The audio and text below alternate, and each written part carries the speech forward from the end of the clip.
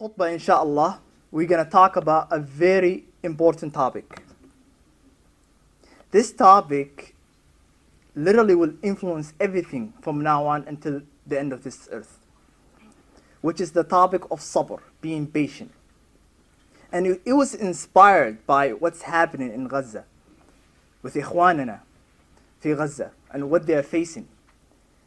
And how, subhanallah, they are really patient and they have sabr. So I wanted to talk about this because not only from our sake as well, we need to have patience. First of all, I want to first start, what is patience? We need to define it first. Then we're going to talk about the reward of being patient and having sabr. Then after we talk about the reward of sabr, we're going to talk about the division of sabr. Because sabr has levels. Not everyone on this earth can do all three. There are three layers. Maybe 70% of earth, they can only do the first layer. There are a second layer and third layer of sabr, being patient. And lastly but not least, we're going to talk about the threshold of sabr.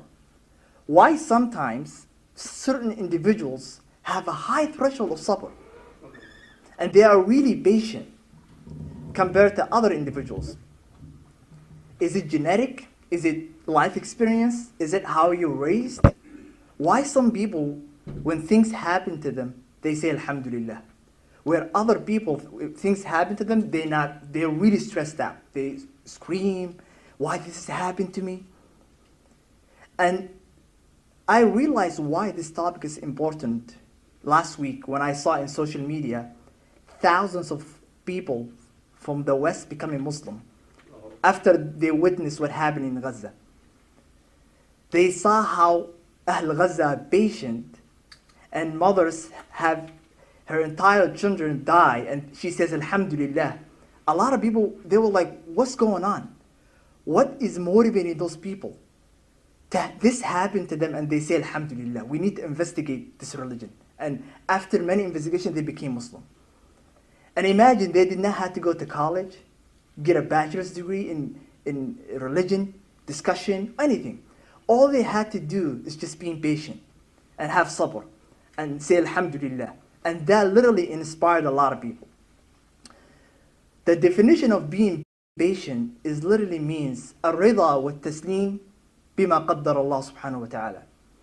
Being satisfied and also giving into what Allah subhanahu wa ta'ala already decided in this earth. Because Allah subhanahu wa ta'ala never allows bad things to happen to you. Everything that happens to you, there is khair in it, but you do not know. In the day of judgment, when things are really clear to you, you will realize everything that happened in this earth was really good for you. Because Allah subhanahu wa ta'ala always chooses the best for you. So sabr means being patient. And be patient of what? Of everything. Because Nabiuna Muhammad sallallahu alayhi wa sallam said, الدنيا سجن المؤمن وجنة الكافر. This earth always seems like a prison to the believer. When you turn right, there's difficulties. You turn left, there's difficulties. That's how dunya is. And when Allah subhanahu wa ta'ala created the hellfire and the Jannah, He asked Jibreel alayhi salam. First He created the hellfire and He asked Jibreel, will any of my servant will enter this hellfire? Jibreel alayhi salam said, oh Allah, I don't think any of your creation will like to enter hellfire. Then Allah subhanahu wa ta'ala حفها بالشهوات. Allah put around the hellfire things that are really tempting. So you need to be patient on this temptation. And when Allah subhanahu wa ta'ala created the Jannah, He asked Jibreel, will any of my creation desire the Jannah? And Jibreel told him, I don't think every creation that you created will like to enter the Jannah. Well, Allah subhanahu wa ta'ala حفها بالمكاره. And Allah subhanahu wa ta'ala put around it something difficulties. Very difficult to do. Requires patience. So this is what patience is. Now, before I talk about the division of patience, I want to mention about the price of being patient. If I told you today I have a box, it is worth $1 million, you probably wonder, what is this thing that costs $1 million. It must be really something valuable. You can know the price of that something by the gift or the price of it. If I offer a high price for it, that means it's really, really valuable. Now, you might be wondering, what is the price of being patient? Do you know the Day of Judgment has been mentioned in every book that Allah subhanahu wa ta'ala sent from Adam alayhi salam until Prophet Muhammad sallallahu alayhi wa sallam. Every book that came to this earth, it mentioned the Day of Judgment. And every messenger since prophet, since Adam alayhi salam to Prophet Muhammad sallallahu alayhi wa sallam, all of them mentioned the Day of Judgment. Why? Because Day of Judgment is not easy. Imagine getting out of the grave. You seeing events happening. Earth destroyed, suns coming down. Okay? Angels from the 7 skies coming down. Each angel from each sky making a circle. The first sky residents make the first circle. The second residents, and they are bigger in size, they make 7 circles surrounding the Ard al-Mahshar, where the judgment happens. Okay? Guess what happens after? Then things just get destroyed. The hellfires comes in, and the hellfires start taking people out. Then Allah subhanahu wa ta'ala يأتي بمجيء يليق بجلاله. Then all the angels come in. The books flying, suhuf, then scale, then the sirat, the bridge on the hellfire, and then all this event. It takes up to 50,000 years. تعرج الملائكة والروح إليه في يوم كان مقداره 50,000 سنة. 50,000 years from the time you get out of the grave up maybe until you enter the Jannah. It takes years. وإن يوما عند ربك كألف سنة مما تعدون. One day equals to 1,000 years in the sight of Allah subhanahu wa ta'ala. For us it's 1,000, but in the sight of Allah it's just one day. Imagine all this event. Did you know you can skip all this by just being patient? You can skip all these events. Allah subhanahu wa ta'ala mentioned in Day of Judgment since Adam alayhi salam, you can skip all that just by being patient.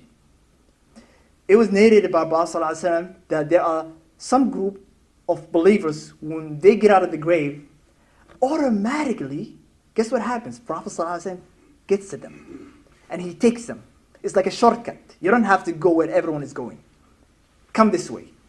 And Prophet ﷺ takes them directly to Jannah door. They literally skipped 50,000 years of judgment, events happening. They all skipped it. As soon as they reach the door of Jannah, Ridwan alayhi salam, the angel, the gatekeeper of Jannah, wonders, who are you people? أنتم لم تقفوا إلى صراط أو ميزان أو رفع ديوان. من أنتم? Who are you guys? You did not stop for any book or scale or events. You just skipped everything. Who are you people? He's wondering.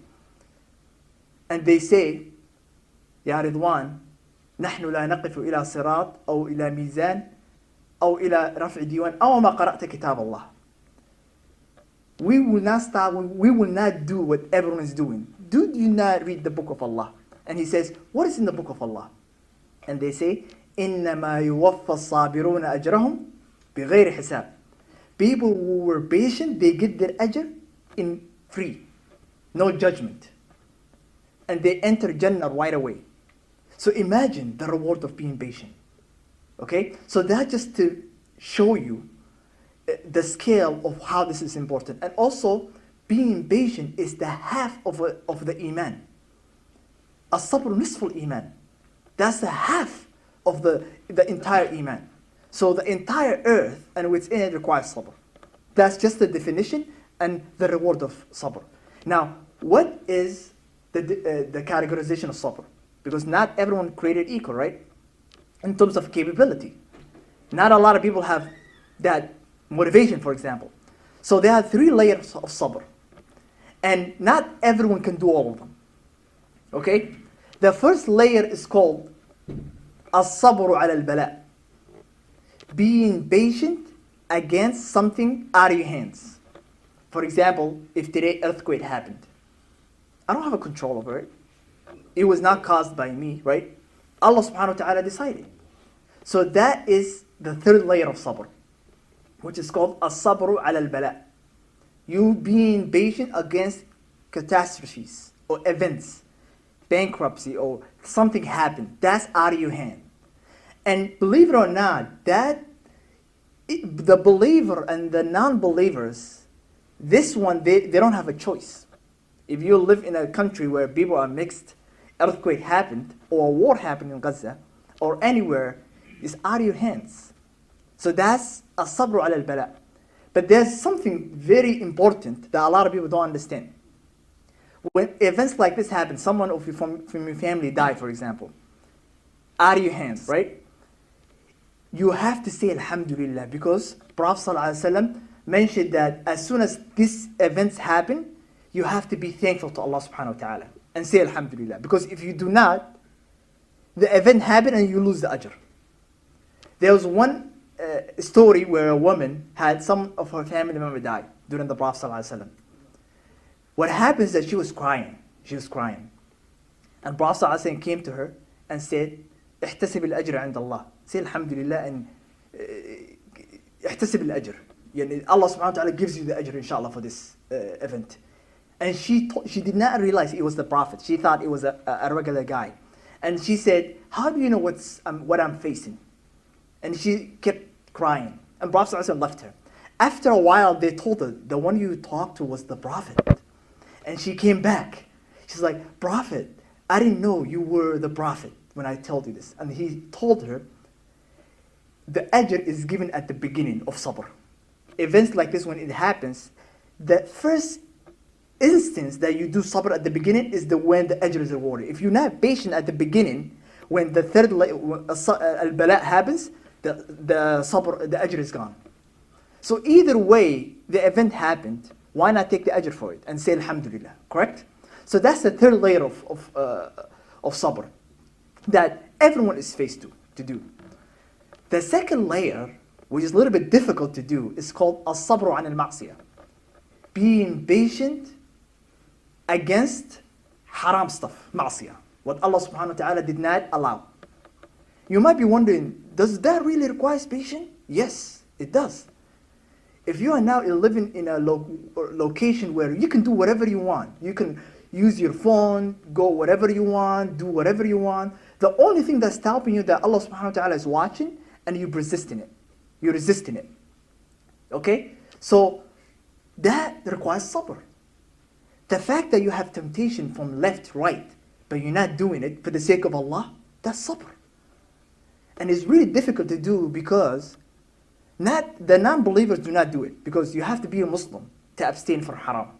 So the second layer of sabr, only the Muslims can do, which is abstaining from what Allah subhanahu wa ta'ala did not allow you to do. And some of the Muslims even cannot do it. It's really difficult. It requires a lot of motivation, a lot of iman, a lot of salah, a lot of being close to Allah subhanahu wa ta'ala. That's the second layer. The last layer, which is really the difficult one, but inshallah we will all be of this layer, is called as-sabru ala ta'ah. Being patient with worshiping Allah subhanahu wa ta'ala. And you might be wondering, does that make sense? Does that really does worshiping Allah require patience? Yes, it does. Imagine getting up in Fajr, where the bed is you're sleeping, you're relaxing, but you get up, you do the wudu, it's cold, you hit the car, you drive. That's hard. Everyone's sleeping, but you decided to get up. And that requires sabr. It requires patience. So this is the highest level of sabr. الصبر على البلاء, الصبر عن المعصية, الصبر على الطاعة. You have to be patient with what Allah subhanahu wa ta'ala asks you to do. And it really, really depends on you and what you do. Subhanallah, Ali bin Abi Talib radiallahu anhu, he has a famous quoting that he used to say, سأصبر حتى يعجز الصبر عن صبري, سأصبر حتى يأذن الله في أمري, سأصبر حتى يعلم الصبر أني صابر على شيء أمر من الصبر. He said, I will be patient until Allah subhanahu wa ta'ala gives me what I want. I will be patient until Allah subhanahu wa ta'ala decides what He gives me what I want. I will be patient until patient itself realize I'm more patient than itself. Subhanallah. Ali bin Abi Talib used to motivate himself because this is not easy and it requires a lot of sabr. And that is the miracle, which is the motivation of this topic of Ahl Gaza. Because imagine, a lot of people are not believing it, what's going on.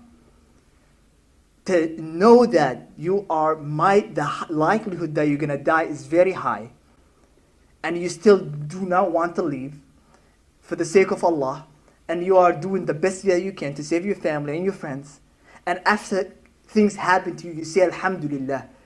That requires a lot of iman and sabr. And a lot of people asked me, how do you reach this level of sabr? The fact that to know that some of your family members will die and things will happen to you and still you say Alhamdulillah, that requires a lot of sabr. Which comes to the last section of what I wanted to talk about today, which is a very important section too, where some might say, okay, then in that case, how do I increase the threshold of my sabr? How do I increase my threshold of my sabr? There was a story where a guy who used to live in Saudi Arabia, he left with his 19 members of his family in a car to go to Mecca.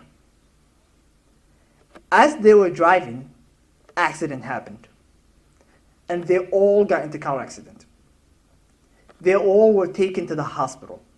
The dad, the father of the family, had minor injuries, so he was not admitted to the emergency. Every 19 members of his family got admitted into the emergency.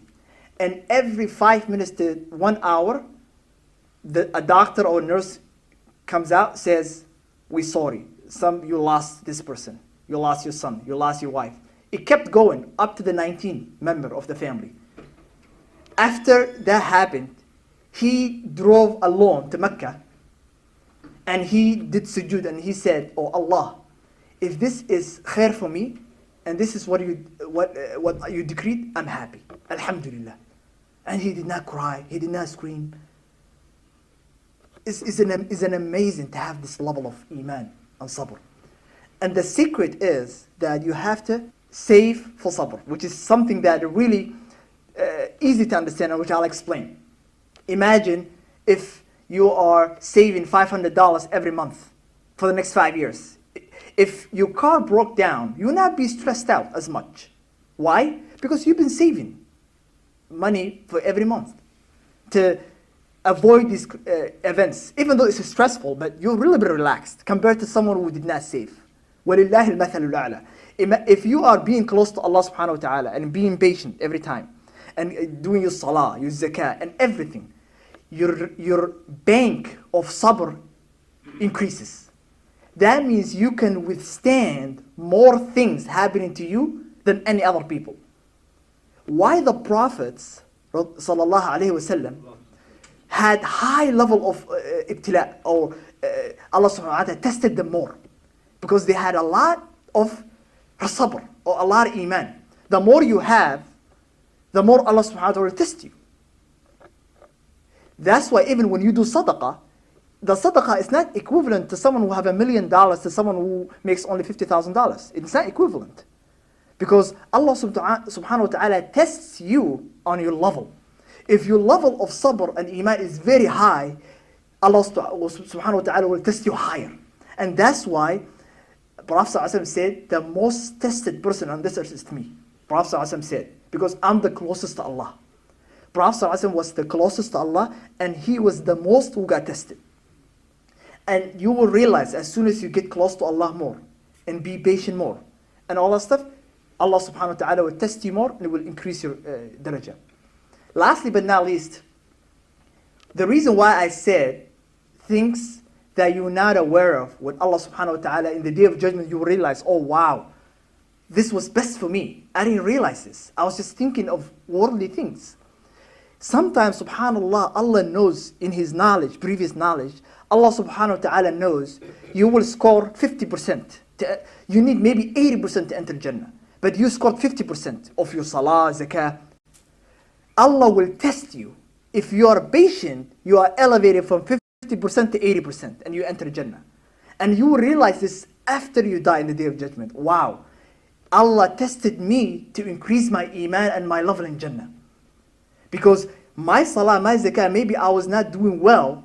If I was only came out in the Day of Judgment like this, I was not going to be qualified for Jannah. But with Allah subhanahu wa ta'ala, His rahmah, and Allah subhanahu wa ta'ala pushed me, and I became more patient, Allah subhanahu wa ta'ala elevated me to enter the Jannah. So these things are very important. And believe me, once you realize this is a very fundamental on this earth, everyone today is here has something in their mind. You're going to go out, you're going to do something, you have plans, or some people have difficulties, some people have things to do. Everyone has something in their mind. And the life is not, sometimes you feel like a lot of things happening. I can't handle it. That's everyone. And that is really the definition of dunya. The definition of dunya is that it's a struggle. If it was easy, and Allah subhanahu wa ta'ala, He said, He will not give water to non-believers. If Allah subhanahu wa ta'ala, this dunya mattered to Him. If Allah subhanahu wa ta'ala, this dunya mattered to Him, as it matters it's not even equivalent to the wing of a fly in the sight of Allah, this dunya. If it mattered more than a wing of a fly, Allah will not give a non-believer a water. That's what the hadith sallallahu alaihi wasallam said. So our summary is, what's happening with our brothers and sisters and our family in Gaza, they require a lot of dua, inshallah. And we need to be very aware of what's going on. Because Prophet ﷺ said that believers are connected. It doesn't matter if that person is in a different location on earth. He's a Muslim, he's a believer, we are connected. مثل المؤمنين في توادهم وتراحمهم وتعاطفهم كمثل الجسد الواحد إذا اشتكى منه عضو تداعى له سائر الجسد. The believers are like one body where if one limb got injured, the entire body gets sick. And that's exactly what we need to be, inshallah. أقول قولي هذا وأستغفر الله العظيم لكم واستغفروه إنه هو الغفور الرحيم.